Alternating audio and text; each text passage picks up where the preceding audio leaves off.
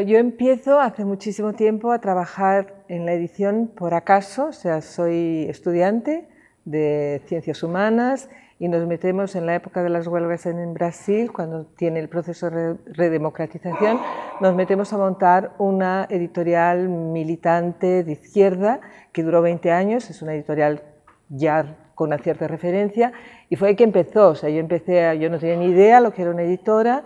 Entonces empezamos desde hacer la corrección hasta hacer los derechos, hasta hacer contratos. Entonces empezamos de cero un grupo de jóvenes y bueno, y durante esos 20 años aprendimos alguna cosa. Después de esa experiencia muy de una editorial independiente, con un perfil muy propio, me voy a trabajar a una editorial universitaria, una de las principales editoriales universitarias en Brasil, que es la editora de Unesp. Entonces cambio radicalmente, me voy a trabajar con libros científicos, con un tipo de referencias totalmente distintas y me quedo allí durante 3 años hasta que finalmente me voy al campo donde estoy en los últimos 20 años trabajando, que es mi especialidad hoy, que es la literatura infantil y juvenil.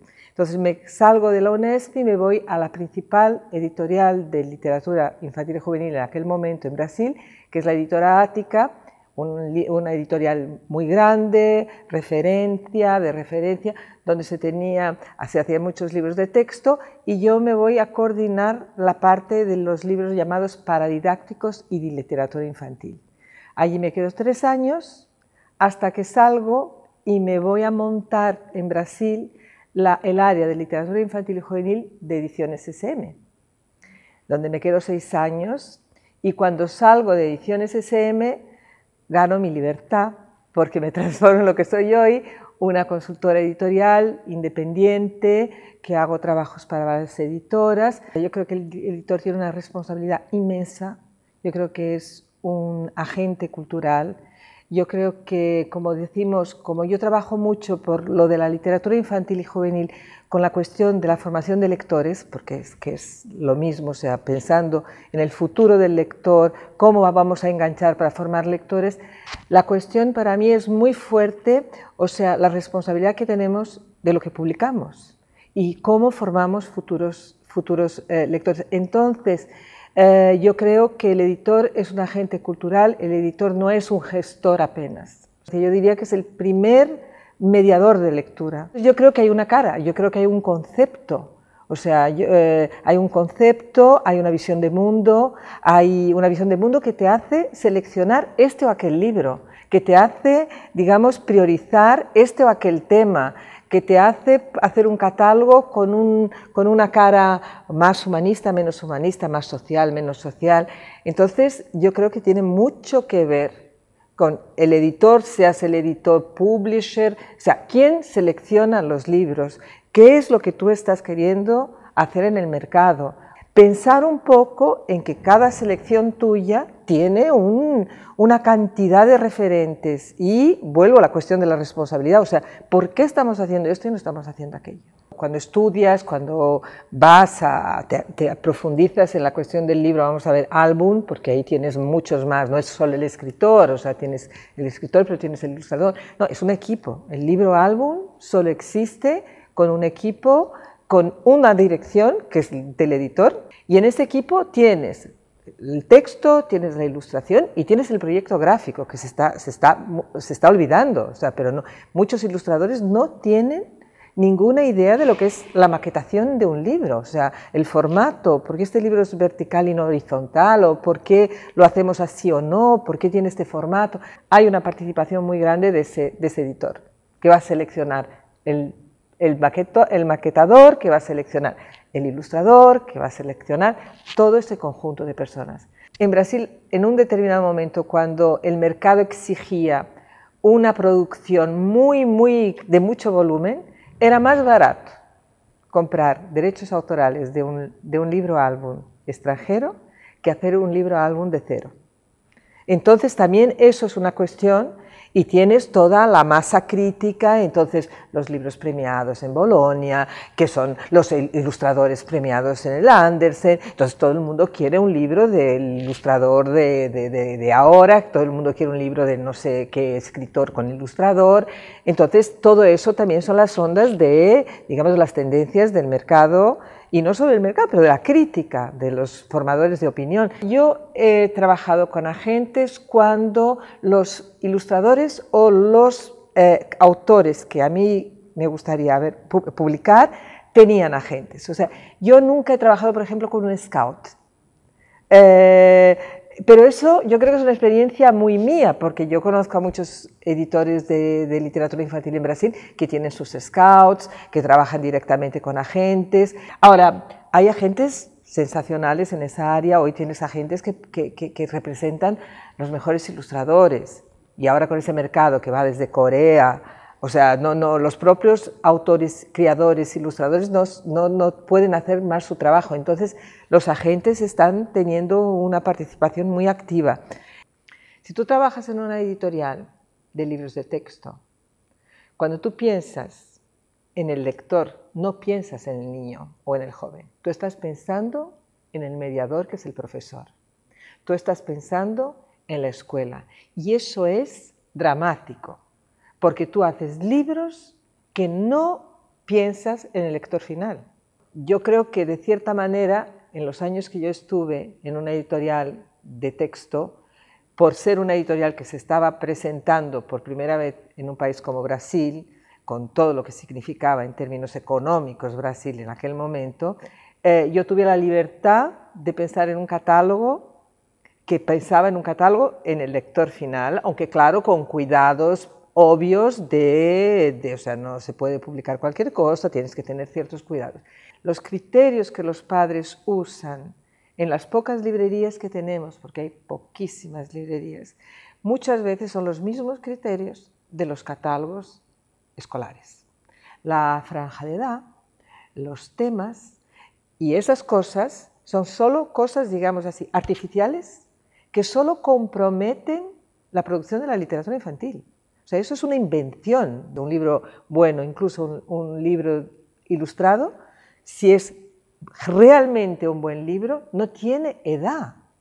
Desde mi punto de vista, hoy el buen editor de literatura infantil tiene que hacer eso, porque hay tanta producción, hay tantos libros, que lo que te destaca es hacer menos, pero libros que digamos que sobreviven, libros que no tienen edad, libros que un niño lo puede leer o ver y un señor de 80 años o tú y yo disfrutar de la misma forma. El libro y la lectura para los niños, tú tienes que tener, ¿cómo se dice esto en español? O sea, no, tienes que tener sí, ese tiempo de la página, tienes que tener el formato del libro, entonces son experiencias muy diferentes. Digamos así, los libros digitales que se están produciendo son mucho más juegos, que está bien, o sea, es otra experiencia en términos de producción y digamos, de sensación que eso te puede producir, pero una cosa no está compitiendo con la otra. Y el libro ilustrado, o sea, cuando piensas lo que es la experiencia para un lector de sentarte en las rodillas del mediador, sea tu padre, tu madre, tu abuela, lo que sea, y poder ver juntos, interpretar juntos un mismo escenario, es una experiencia que no te da el...